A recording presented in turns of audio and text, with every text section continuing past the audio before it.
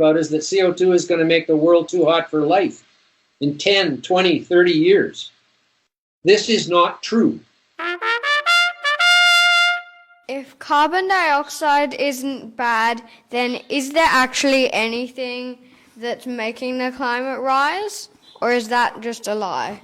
Life is somewhere between 3.5 and 3.8 billion years old. But let's just look at the last 500 million years. During that time, the climate has changed dramatically on a number of occasions. There's been 3 ice ages in the last 500 million years, and we are in one of them now. One of the great ironies about the climate is getting too warm narrative is that we're actually in one of the coldest periods in the last 500 million years right now. This is the Pleistocene Ice Age. Only we are in an interglacial period, which is a slightly warmer period that occurs in between major glaciations. Now, major glaciations don't make a lot of sense in Australia because I don't think you've ever been major glaciated because you're in a warmer part than much of the world and surrounded by ocean. But during the last major glaciation, which peaked 20,000 years ago, the whole of Canada was covered in a sheet of ice over a mile deep. The whole of Canada, which is bigger than Australia. But it melted. And now we're in an interglacial period. There's been 45 interglacial periods in the Pleistocene Ice Age and 45 major glaciations. So people get confused that the last major glaciation was the end of the Ice Age, coming to now. No, there's been 45 of those, long before humans existed. The Pleistocene Ice Age started 2.6 million years ago. The great irony of the world is too hot and CO2 is too high is that the world is colder now than it has been for most of the last 500 million years, and CO2 is lower now during this last major glaciation event and coming into the pre-industrial era, lower than it ever has been in the history of the Earth. CO2 was getting so low during the last major glaciation that it came close to where plants die for lack of it. Carbon dioxide is the main food for all photosynthetic plants, all green plants. Now that would be a good thing about CO2, wouldn't it? How many good things have you heard about CO2 lately? They don't talk about that. All they talk about is that CO2 is going to make the world too hot for life in 10, 20, 30 years. This is not true. There's no evidence for that whatsoever. It is a scare story. Yet, the most important thing about CO2 is it is the main building block, the carbon in CO2, both in the atmosphere and in the ocean, is the source of carbon for all life, not just plant life, because we get our carbon from plant life. Even when we eat an animal, we're eating an animal that ate a plant. All the carbon in all life comes from CO2, and all life is made of that carbon. We are carbon-based life.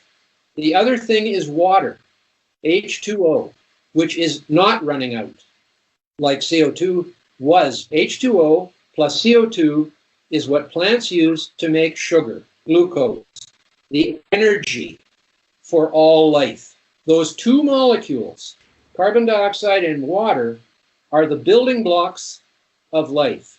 Everything else, the essential nutrients and iron and the other calcium and phosphorus, those are essential nutrients that are needed for life too. But the main process is photosynthetic, energy from the sun, chlorophyll in the green leaf, making sugar with carbon dioxide and water. That is the basis of life being here on Earth. And that is not being emphasized enough in the schools these days. Everybody's talking about CO2 as if it were a poison, when in fact it is the main substance for life. Who has heard bad things about CO2? Interesting, because in my belief there is nothing bad about CO2. It is 100% beneficial. CO2 couldn't have been responsible during the first 150 years of those 300 years during which the Earth has been warming, because we weren't putting out any CO2 of any substance until about 1850. And if you talk to people who are in the climate catastrophe, climate alarmism, climate emergency category, they don't care about anything that happened before 1850. Because the things that happened before 1850 completely blow their hypothesis out of the water. You see, the temperature was warmer than it is today during the first 5,000 years of this interglacial period, when CO2 was much lower than it is today. The temperature has not responded to the rather large increase in CO2 that has occurred in the atmosphere due to our emissions from fossil fuels. Now, where do you think the fossil fuels came from? Dead animals and plants. Well, good for you. You know that. The coal came from forests on the land that got buried, and the oil and gas came from marine creatures that got buried in the sediments of the ocean. Many of those sediments have come onto the land because of the plate of the crust of the Earth moving, and so now we can get that oil and gas on land that used to be the ocean bottom. So yes, all of the fossil fuels came from life, and yet we are calling them dirty and polluting and every other bad thing, and also saying that the CO2 from them is virtually toxic because it's going to cause the Earth to come to an end, or whatever the Earth's end looks like. I've never been quite clear about that. The truth of the matter is all the CO2 that we are emitting from burning fossil fuels came out of the atmosphere and the ocean in the first place. That's where it used to be. The plants used it to make themselves, the trees and the creatures in the ocean, and then it got locked up in sediments. The scientists call that sequestered, but really it's locked up. It's no longer in circulation, because the carbon in circulation is in circulation between the living things, the soils, the atmosphere, and the ocean. That carbon is moving around all the time. When plants die, they give off CO2. When plants grow, they absorb CO2. The soils contain a lot of carbon, all of which was made by the plants. People think plants eat soil. No, plants make soil. I've written a new book. Its title is Fake Invisible Catastrophes and Threats of Doom. The theme of the book, listen carefully to this. Nearly all the scare stories today, whether it's about CO2 or radiation or coral reefs or polar bears or GMOs, are based on things that are either invisible or so remote that the average person cannot check it for themselves, cannot observe it for themselves.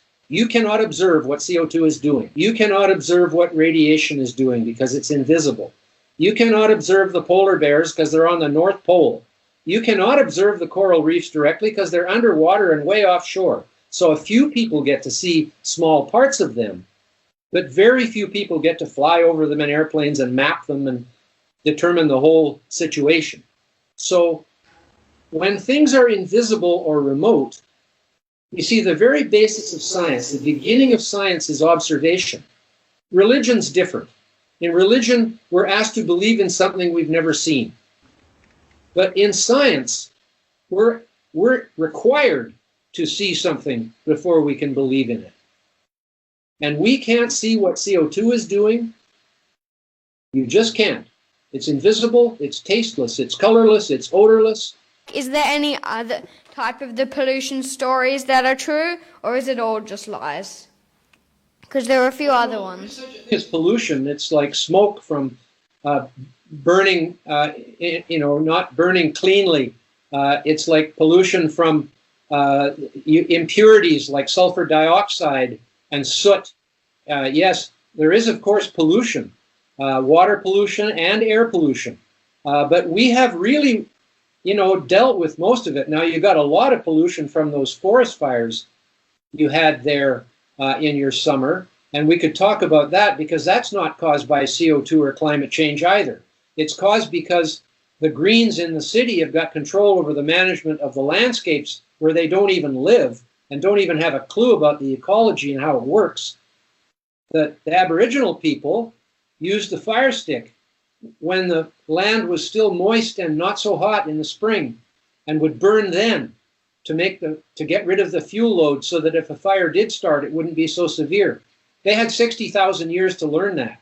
The Europeans and others who came since then have not had as long, and they don't seem to be willing to adopt the wisdom of the first peoples. The same thing is true here in North America. These big fires in California, I've been to Australia a lot, so I know your forests inside and out. But these fires that are happening, you can never stop forest fires altogether because there's lightning, for one thing, and then there's idiots who leave fires going and throw cigarette butts out the window. But at least you can make the fires less severe and less frequent by managing the land properly. So there's much to talk about forests, and I'd love to do that again someday when we have a little bit longer. Thanks, everybody. I thought your questions were very good. I really enjoyed it. See you again. In my school, there's sometimes whole hours that we spend in a day talking about climate change, and just learning that it isn't actually what I know it or knew it was is kind of surprising. The video you just watched is for a new education platform called True Arrow Academy of Critical Thinking, or TACT